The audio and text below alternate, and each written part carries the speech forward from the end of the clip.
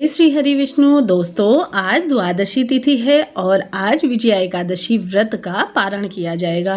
तो जैसा कि कृष्ण पक्ष और शुक्ल पक्ष दोनों में ही द्वादशी तिथि के दिन भगवान श्री हरि विष्णु का पूजन किया जाता है और इसके साथ ही साथ इस दिन आपको माता तुलसी का श्री हरि विष्णु जी के साथ अवश्य से ही पूजन करना चाहिए, जिससे कि हमें पुण्य फलों की प्राप्ति होती है और श्री हरि विष्णु संग माता लक्ष्मी और माता तुलसी का पूजन किया जाता है। और साथ ही साथ आपको कथा अवश्य से ही सुननी चाहिए।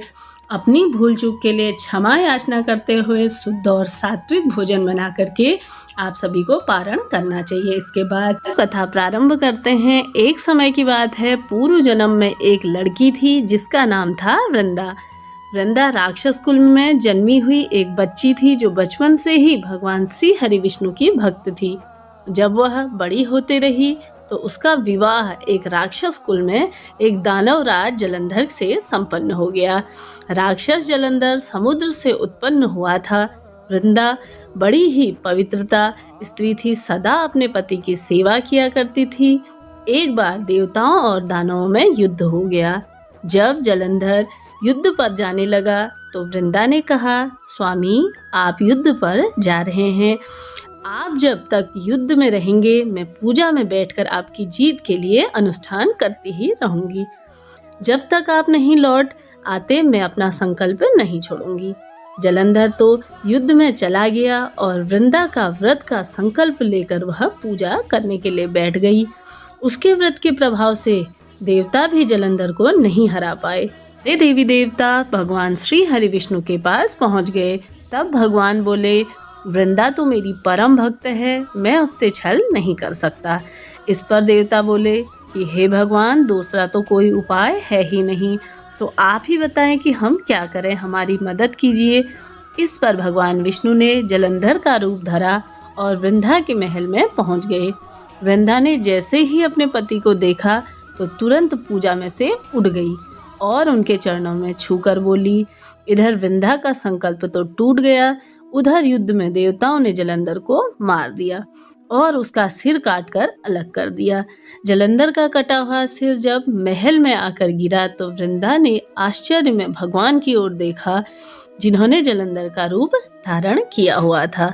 न होने के बाद भगवान श्री हरि विष्णु अपने रूप में आ गए, पर कुछ देर कुछ न बोलकर वृंदा ने कुपित होकर भगवान को श्राप दे दिया और वह बोली कि आप पत्थर के हो जाओ। इसके चलते भगवान तुरंत ही पत्थर के हो गए। सभी देवताओं को हाहाकार मच गया। देवताओं की प्रार्थना के बाद वृंदा ने अपना श्राप वापस लिया। इसके बाद वे अपने पति का सिर लेकर सती हो गई।